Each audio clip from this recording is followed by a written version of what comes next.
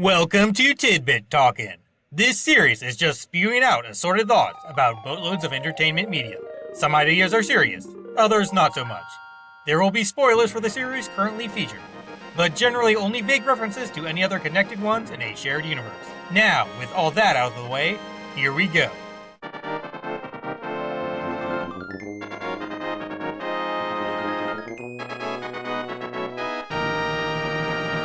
Strange magic powers eliminated the good king of Hyrule, which involved him immediately turning into a skeleton for some reason. Perhaps Ganon had access to a magic spell that creates Gyptos and other undead sort of creatures via mystically ripping off folks' flesh. Zelda waited until this storm-filled night arrived to call for help because she didn't want her or that supposed savior's face getting clearly glimpsed during their escape. These 3 guaranteed recovery hearts by Link's bed might be representative of some snack Sir Sinister Soldier Slayer stashed away to deal with midnight cravings. The timing of Cage Princess's second help lead must coincide with this fella's uncle's death. Link getting told about a particular Hyrule Knight's originating passed-down secret technique isn't just for pure combat edge gaining reasons. It seems there might be also something related to breaking guards out of brainwashing via making them witness said cherished maneuver before tragic killing happens going on here. The lantern actually uses plain old oil to burn. Magic power gets consumed because Captain Courageous Kids utilizing a simple spell to externally duplicate its contained flame. Hence why the thing still goes on as a simple flashlight deal once spell stamina struggles start. Zelda is hiding from that new, corrupt and famous priest with the old, less flashy one. Perhaps she decided upon such action because this really himself holy dude got framed by Aghanim, and the way Hyrule's people perceived him afterwards means most would think nobody could possibly want to be anywhere near him. Freezing these green goo goblins disables their electric attacks because everything's caused by a gland they consciously activate once they feel threatened. It's not contact-related conductivity crap. This damn place generally refills quite quickly because it's actually for filtering this particular drinking water source, not blocking it. Dude right here is paying Link for eliminating the monsters from what's essentially his living room. The block puzzle here will reset, and then every chest is empty no matter what sort of way, even if player people only grab some things because that dude upstairs was watching Link's attempt and he figures everything out, no matter how close to or far from success Hyrule's hero was. The guy eagerly grabs everything right away after said fellow leaves because he's been coveting the treasure ever since he moved in. This little storage area near that shop with bombs and stuff is literally just the establishment's inventory warehouse. The magic mushroom smells like rotten fruit because that's what it eats to survive. Replica master swords spread throughout these directionless woods were made by sculptors for old legend referencing tributary and distracting the unworthy purposes as commissioned by Hyrule's king. On top of helping make sure truly nefarious individuals don't look too much into figuring out how obtaining the real deal works just in case they're employed by demon lords who could cause much havoc with such info. This is also done so cocky wannabe champions don't hurt themselves too much seeking certain pendants. Helpful stuff like these telepathy tiles being spread throughout dungeony places, and opposite kind of things such as more than one dangerous room being locked behind big barriers. Must be so this reality's latest hero can have more controlled training experiences from his journey and thus not die this time. Arrows pierce weaker spots on these armor androids. Chilling wind worked well because their gear wasn't weatherproof, as they weren't designed to leave this place. These busy boots don't truly grant super speed. They are merely durable enough to survive heroically capable folks running all out. Greater fairies must have commanded a squadron of lesser ones to hang out near Link's home, so said short sir wouldn't perish like his previous incarnation. This older brother is starting to consider forgiving his younger one after a certain wrongfully wanted man destroys that blockade because said fellow's even lesser age than the aforementioned sibling, and thinking his bro might thus even be more powerful or crafty is really scary. It ain't just that these things aren't used to the cold. They also have problems because the sand freezing on them makes much extra weight happen. Like an earlier bit involving smaller versions, there are so many helpful great fairies around now so that dying thing doesn't happen again. Things such as arrows and bombs get holding amount upgraded without pouches or whatever this time around because society's standard simple storage spell greatly advanced out of necessity when specialized craft people like the Kokiri were no longer around to make sufficiently sturdy seed satchels or what have you.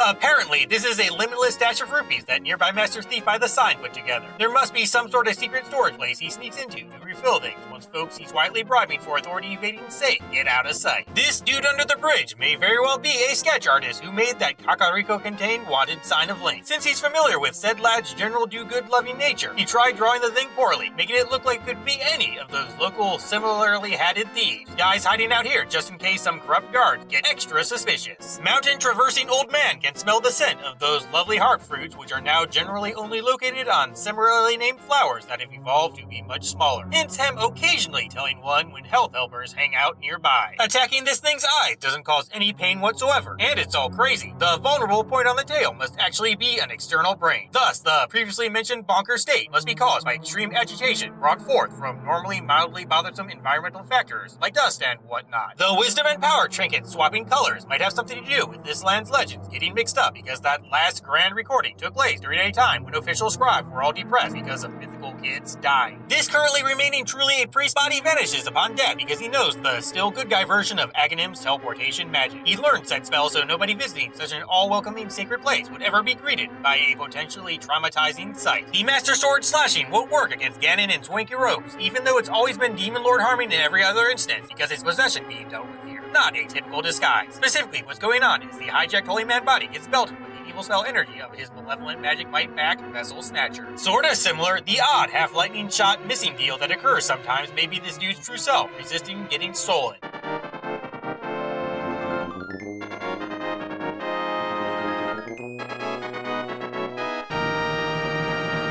Captain Kid Killer's corrupt heart desired changing the world into one better suited for him. This included reshaping the citizens and other life forms. It only affected the Sacred Realm because he was currently trapped there. This remolding also involved altering hero trials and the respective tools to do deals more suited for an individual whose magic focus like him. Hence, most enemies being better blasted by Bogus Funk and all the items seeming decidedly not physical, in contrast to their light world counterparts. These fleshy optic sensor lacking golem dudes are much more impervious than their Cyclops counterparts because the building bits, which would have been eyes, reinforced their skin armor instead. The crystals these maidens are trapped in may have been forged from moon pearls, hence why their captives never changed and also don't leave the things in this realm. This after image from Flute Boy's disappearance was likely caused by his instrument teleportation magic clashing with that of the nearby Dark World portal he got sucked into on that stump. His love of nature and okayness with not moving very much is what gets him turned into a tree. Thieving outcast people have so many of those shape-shifting swirls swaying around here because they invented the extra transforming magic to steal stuff more easily. This big key's really entrance closed just in case home returning workers are carrying too much swiped goods to pick locks. The Titan's Mitt is something they'd adore just in case a claimed treasure were too heavy. Not every encountered haul can consist of tiny glass-like gems after all. Blind wants you making an attempt at taking her outside because she simply expects you to die and become a very robbable corpse on the way there. Possibly malicious little bad dude thinks using only half of one's magic power at once might be punishment because, for some beings like himself as an example, using such sorcery so much hurts. This bottle was chest locked along with its required key because said glass gloriousness is the only one available in Dark World's entirety. Everybody would want to reduce the infighting somewhat so they can keep that honor among thieves crap going on. Hague-protected puny peril portal? Probably how the one Smith accidentally got involuntarily injected into Dark World. There's a decent amount of cracked wall action going on here because all that water level changing causes much erosion. Also, all these extra holes in the walls which pests pop out of must have been dug to help reduce the last thing by providing all that sweet H2O somewhere non-drain cover to go. The switch trap tile in front of this compass chest was merely painted over. There just wasn't enough to have it used more than once. This magical flame will protect you, Hoopla spouting hint tile isn't bringing up the fire rod specifically because things like that Bombos medallion are very useful here too. That advice plaque about another weapon finishing off a Stalfos not specifying which one works is because the one who made it isn't sure how much technology will have advanced when somebody reaches here. The author might have even believed only plants blow up or whatever. And such things obviously don't grow here. There's no Skull boss warning mat beforehand, because this is merely just a bizarre magical weather phenomenon that started up in the basement, not an actual creature. A certain cape isn't exactly making its wearers invisible. It's actually magically twisting dimensions and sucking them into their own shadows, hence how they avoid obstacles and whatnot. There's no graveyard or church in the Dark World because these vile folks residing here don't care for honoring their dead acquaintances, and only one pyramid-loving being is supposed to be worshipped by them. Mr. Malice Master's mysticism moving the air more than monster malarkey makes the grounded water go away along with its rainy source because such stuff would normally still be all cloud contained if evil people hadn't intervened. Fireballs flung from fluorescent flames are an offensive corrupt variant of what Link uses with his lantern. That delightful Cane of Somaria is considered a mysterious tool instead of some clearly established puzzle-solving doodad because the thing was intended to be used for construction, but its creators only saw failure since those blocks aren't permanent. This boss leaves behind 4 mini-hymns in self-produced goo so he can continuously literally watch his own rear during battle. These silver arrows may be enhanced light variants variants which are able to take all that holy energy directly within themselves because they are made from the same material as a certain blade of evil's bane. Link isn't actually just gifted with a huge stockpile of them though, but rather magical power that lets all pointy Deathbringers he wields become supernatural precious metal infused. This great fairy is able to make the Master Sword even stronger because she figured out how to refine already super powerful stuff in such a way after she got sealed behind that Mega Bomb needing tile. It's not like she had anything better to do other than wonder what could possibly bust her out. There are so many wall masters here because all that grabbing stuff without permission energy emanating from this place's light world equivalent makes their generation a snap. These aren't stars, it's merely the shining of reflections from the river below that can only be glimpsed in such a way while located up here for some reason. The Cane of Birna was put someplace where relic reaching requires experiencing nigh unavoidable pain, so whoever wields it won't forget what may happen once mystical stamina starts running dry. There's a warning at the entrance recommending somebody only go through these trials with at least one green potion on hand. Seems this place was designed to wear Zelda, the most magical maiden, out if she started escaping herself. Those chain chomp thingies here may just be what most dogs become in the dark world. The massive, more majestic reflective shield was an attempt to make another magic mirror than going,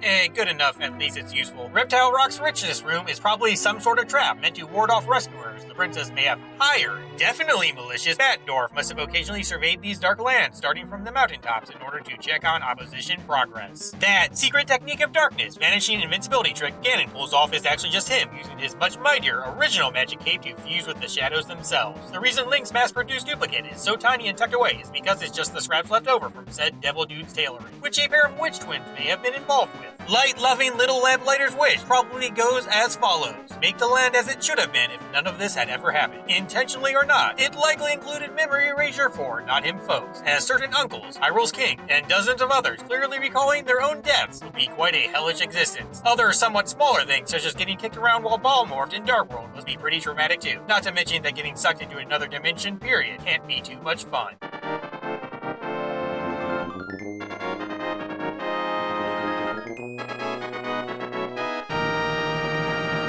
Surrounded by beautiful forests and mountains. This statement implies that Hyrule's most widespread Triforce-related legend started with stuff about the Faroan region's Temple of Time Gate Place, Skyward Sword Zelda and Link first inhabited. Certain previously mentioned mystical flame-involved ruler-death business might work by perverting the Lost Woods' innate self-creation freakiness as part of some sort of homeland-ruining, timely hero and revenge sorcery, what have you. This specific order of Hyrule Knights must be an elite sect of Royal Guard people who focus upon studying techniques originating from Skyloft's famed Knight Academy. After all, that place's standard curriculum included the spin attack. An apparently non-magical boomerang, which seemingly got a new paint job, must have been given to the royal family by some peaceful Zora rulers right as they started fleeing because their violent variants were taking over a certain river domain. Richness Ramping Rocks exists because the Minish wish to be extra helpful in this timeline since that one hero dying really shook their society. This is also why there are quite a bit more outdoor grassy place money stashes in this history's adventures as well. Soldiers who are hiding in lawn fragments must be using some sort of supernatural stealth technique accidentally developed for Hyrule's Royal Guard while this kingdom was seeking ways to let adults enter the Vicordi realm. These pendants could have very well been forged from old tribal gems, which themselves were made in the three goddess sacred flames of Skyward Sword. No mystical artifacts ever get carried over directly because nobody wants a repeat of that time somebody snuck in behind the land's champion right after a master weapon obtaining occurred. Simply put, the magical locks get changed every generation. Those trees that dispense bombs or gifts must be what the Great Deku One turned his him-replacing potential having children into after a certain timely hero died because he was never sure if any successors could overcome his previous failures in guarding this land's destined savior.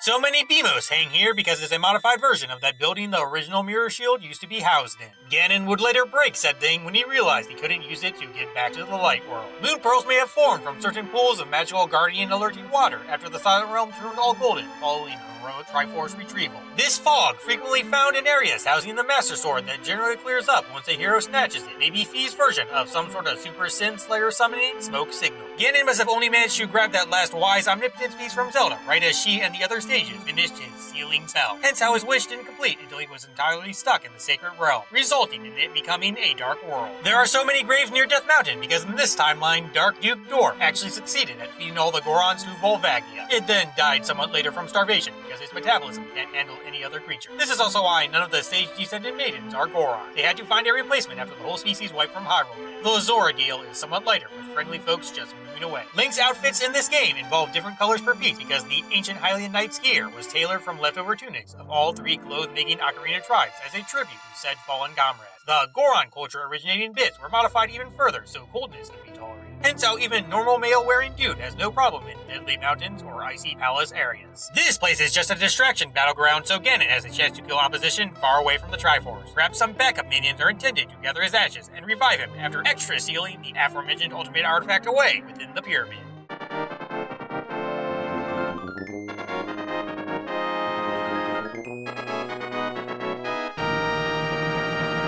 Endings are a pain, but all of you are fantastic. See ya.